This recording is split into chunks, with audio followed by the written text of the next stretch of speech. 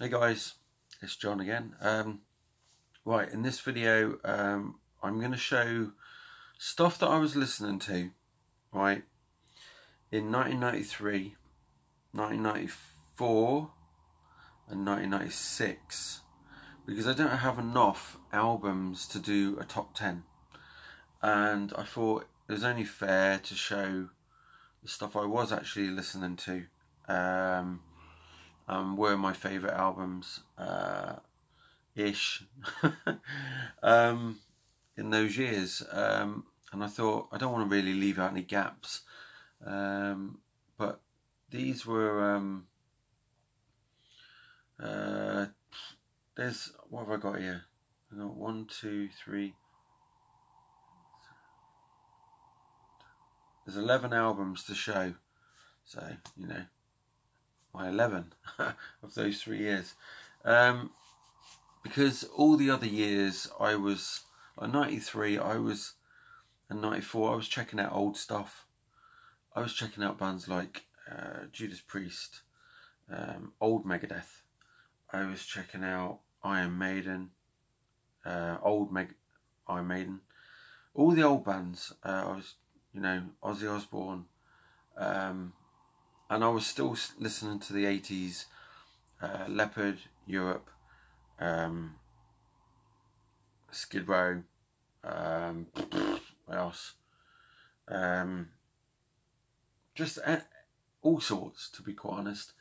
Heart, Black Sabbath, I said, Bon Jovi, Alice Cooper and stuff like that. That was what I was listening to. And old Whitesnake still, Thin Lizzy. And I wanted to, I had such a, because of how the timeline is, and I was 10 in 1986, and it wasn't until 87, 88 time that I started being able to afford to go out and buy.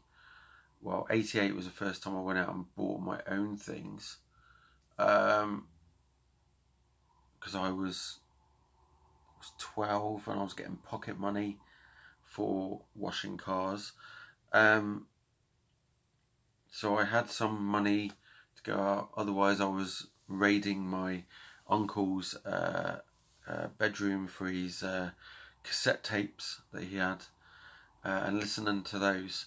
But yeah, when it got to 1993, I started just buying what I had before.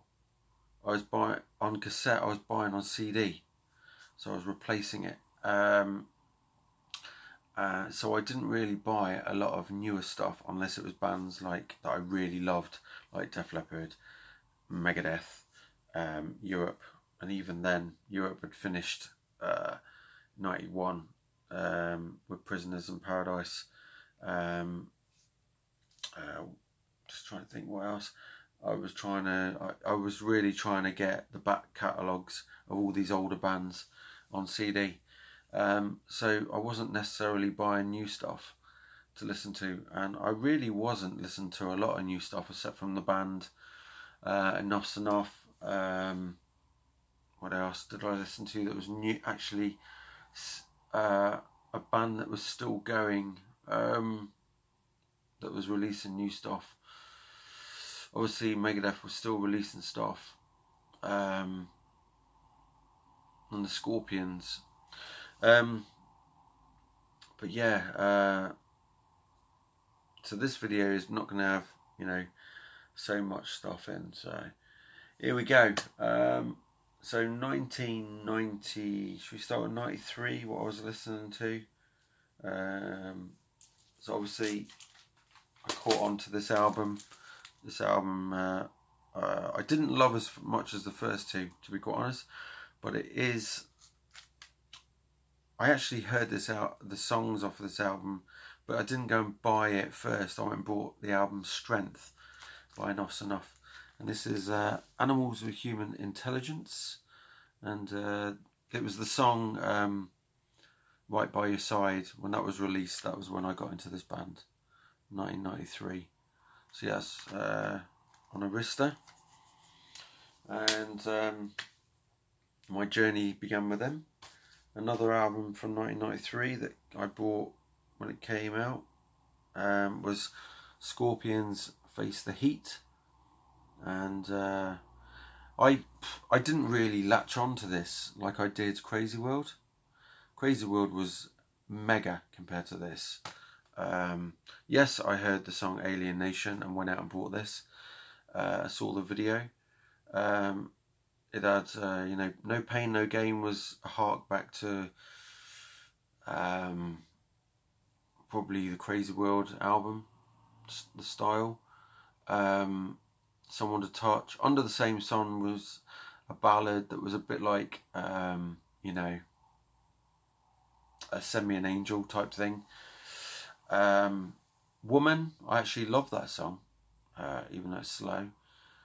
What else was on here? Sugar Fools, Lonely Nights. Yeah. What else? But I just didn't click as much with this album, and I played it lots to try and get into it, and I just could not get into it as much. And then the album that came out after this, I didn't actually own till probably the late 2000s. It was so hard to get and so expensive. I never saw it in the record shop where I lived. It was off the radar. The next album after this, which was called, if I've got it there handy, it's called, oh god, Typical is the one with You Can't Read on the side. No, that's not it. Bloody hell, where's it gone? It's probably in my hand.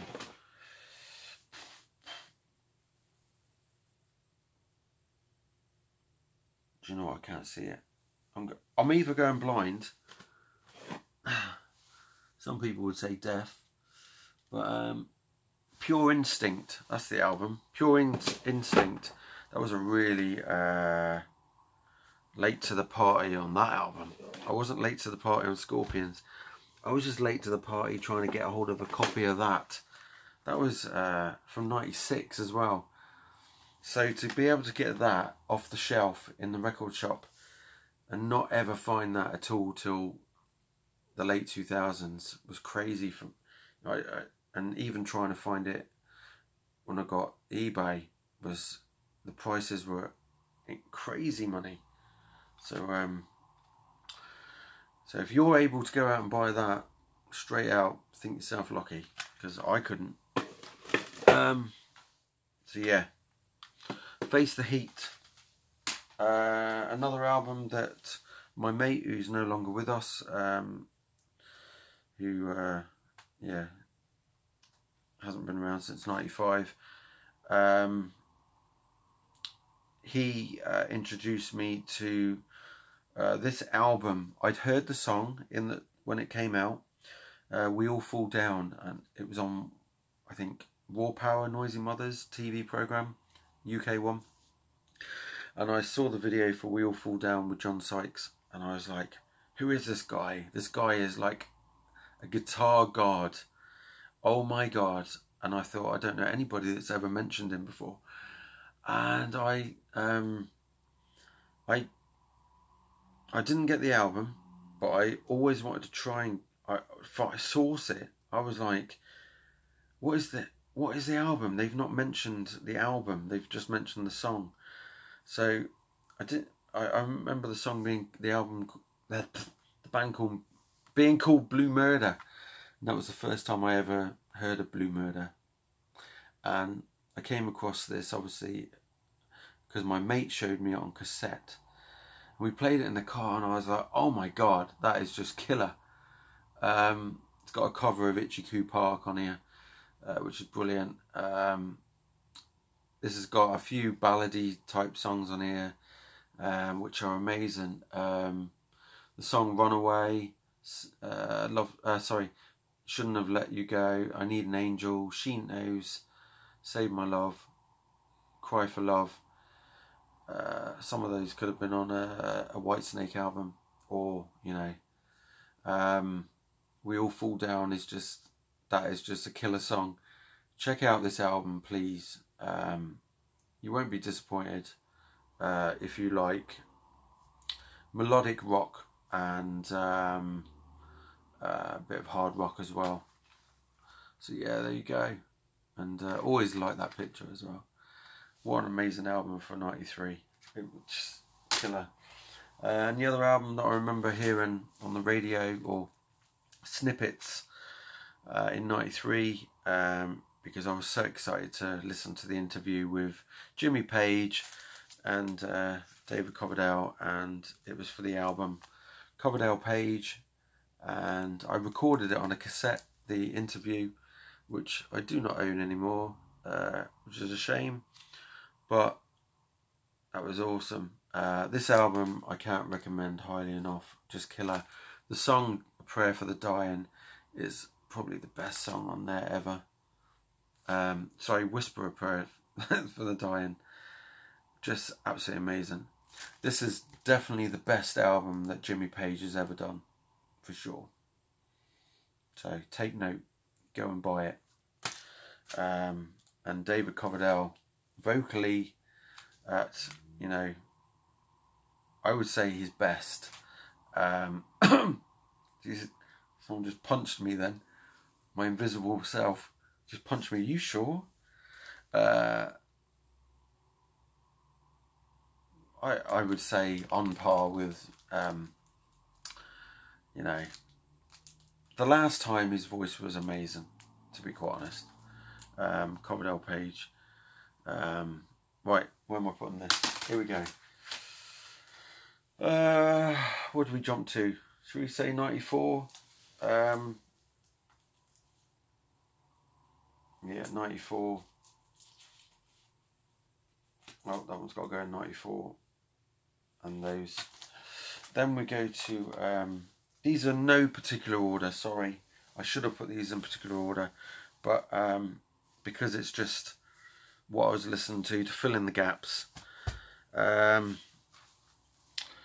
didn't actually listen to this. This is a '94 album, but I wasn't able to find a copy of this straight away. It was quite hard to get hold of. Again, 90s albums were a bit like that for metal and you know, hard rock and stuff. But this one, this was the last amazing Black Sabbath album from '94, and it is Cross Purposes. This is a great album with Tony Martin on vocals, and just I love it to bits. Listen to the songs Cross of Thorns, Immaculate Deception, Dying for Love, The Hand That Rocks the Cradle. I think, yeah, they showed the video to that. I think it was a video or a live video on one of the rock TV programs I mentioned earlier. Yeah, just great album. Psychophobia. This was, I actually managed to get this mid say 97 to 90, yeah, about mid 97, 98 time I got this album in the end. But yeah, absolutely amazing 1994 album, so you've got to check that out. I'm going to show an album that is not great, so don't worry about it if you're getting a bit bored of me saying great. This album was '94. Euthanasia, or Euthanasia. I can't do that snarl like Dave. Mine sounds more like a sleepy snarl, just too relaxed. So yeah, this is that's my good copy that I picked up later on in life. This is my actual original. It's got this original price on there, £11.99. That's the double, the Hidden Treasures. I said in my last video that which I can't understand. I must have got this, I thought I got this in '94 when it came out. I'm sure I did, unless I picked up the single disc. I think it must have been the single disc, which I no longer have. And then I went and got this at the start of '95 because I wanted the double. But yeah, I thought I'd got this one in '94. Didn't come out until the start of '95. I think it was February '95. This is I enjoyed this album from the first listen. I found the sound quality when I used to play it in my car wasn't that great. I really, you know, I said in a previous video that I preferred to listen to Cryptic Writings, and I preferred the albums before this. But I still, you know, if I want a bit of listen to something a bit nostalgic from that time, Megadeth wise, I will go back, listen to it. It was quite a depressing time for me when this came out, not because of this album. So I suppose I didn't really. I was mainly playing the same albums over and over again, trying to get used to them. You know, my mate. This has always got sad memories for me because apparently my mate did himself in by driving off a cliff. Anyway, we know he did that anyway. Apparently it was because he was listening to this album at the time. The Tout le Monde has always been his song in my eyes. So yeah, yeah, quite a sad, very sad times in 1995. So yeah, after that I didn't really play it at all much. But I played it a lot before then. So I still have his old guitar strap. Actually, he gave me his old guitar strap. I still have that. Actually, it's here, I think. Is this it? I forgot I put it here. Yeah, this is his old guitar strap. My mate was only, what, 19 years old? And he was getting bullied quite a lot. But this is his old guitar strap. It's an Ernie Ball one, actually. Guitar strap. And I've worn that on my guitars for many, many years. And then I thought, right, I'm gonna change it because it started getting a bit uncomfortable for me to wear around my neck.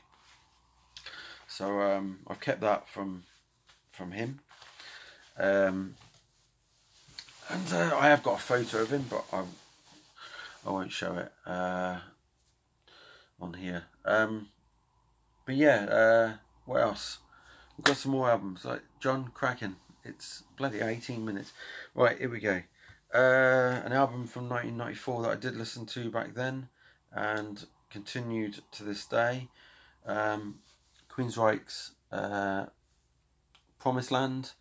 I remember hearing the song I Am I, and the song Bridge, which was single. They're both singles. I do have those singles. I still got I Am I, still sealed in a digipack. Never opened it.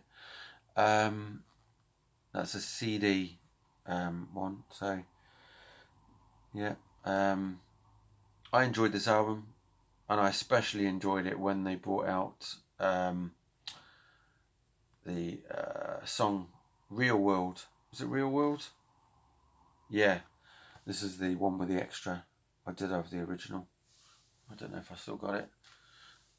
And yeah, brilliant album. I loved it. I didn't love it as much as the earlier albums, but I still loved it. That's the last great Queensryche album. Next one is 1994 still, and I did get this with the comic, The Last Temptation, Alice Cooper. And yes, I played this a lot, and I always love the song It's Me at the bottom. not many people like this because of the really shitty song Lost in America, or as they class it as a shitty song. I actually found it a bit stupid, in a funny way. Yeah, it's stupid. The lyrics can be really stupid, but if you just, it's a good song to sing when you're a bit drunk.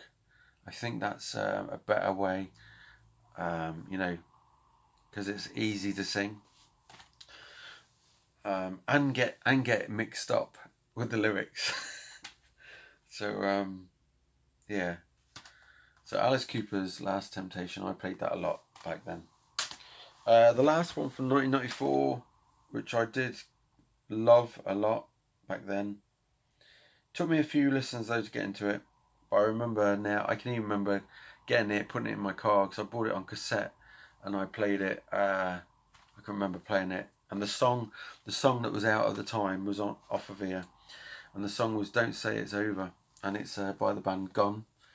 Swagger, the album, and yeah, 1994 on A&M Records. The other singles on here were the cover of the song "Word Up," "Don't Say It's Over," "Seems Like I'm Losing You." I can't remember if that was a single, but I can't remember now.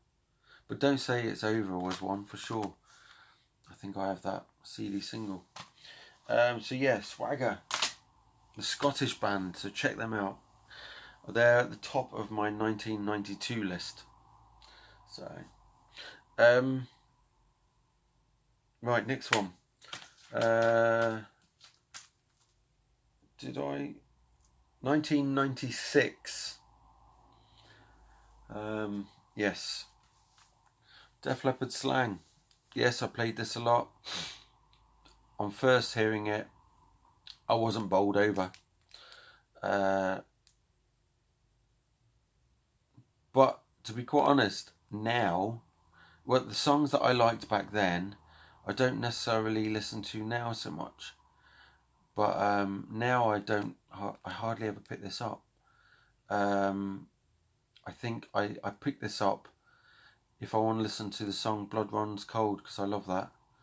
"All I Want Is Everything" is, yeah, 96. Actually, it was Def Leppard that I said in my 1995 song that Bon Jovi brought out a song with the same title around the time that this came out, and I couldn't remember if this was it had come first, but it hadn't.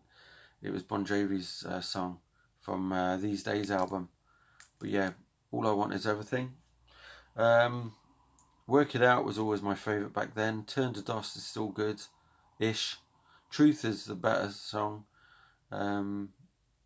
"Where Does Love Go When It Dies?" "Breathe a Sigh" I didn't mind. It was a single. But yeah, "Blood Runs Cold" is my favourite off of here for sure. So yeah, that's my original 2-disc. That's when it came out with the recorded live in Singapore for the V series, whatever that is. Fuck knows. During the fall of '95 Trek, promo Trek. So yeah, there you go. And then the other album I listened to a lot in 1996 and 97 still. But it was a complete departure from anything else they ever done. I liked the first few songs and a couple of others, but that was it. It's Warrant, Belly to Belly.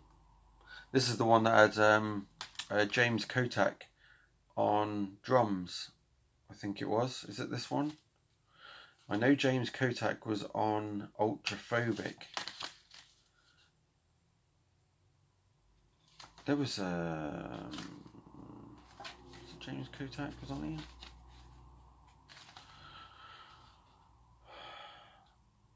Sorry. Don't know. Forgotten. Where's it gone?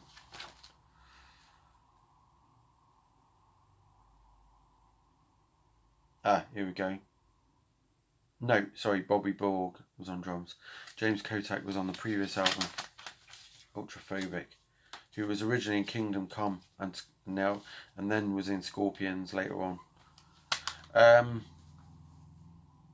Yeah, this one was complete departure. You can't even read what the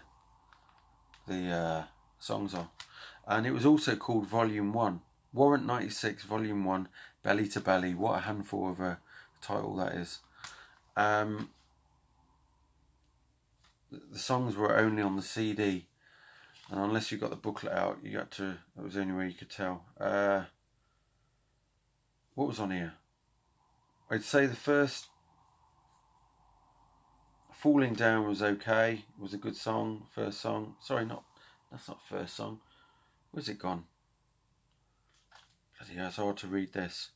12, 13. Number 1, In the End. Number 2, Feels Good. That was about... And Falling Down was number 6. That was about the best songs on there. I still listen to it, but I wouldn't recommend this. But if you can get it, right, just to complete a collection, you might be able to get it cheap. I don't know how much that is these days, but it was expensive. Even though I got that on when it came out. I think that's it. So there we go. That's all of them. So hopefully that fills in the gap. I've got to do 1998 and 1999. I don't know what I will do for that. So we'll see. And I've also, what else have I missed? Anything else I've missed? No, I think that's it. So yeah, keep rocking. See you later.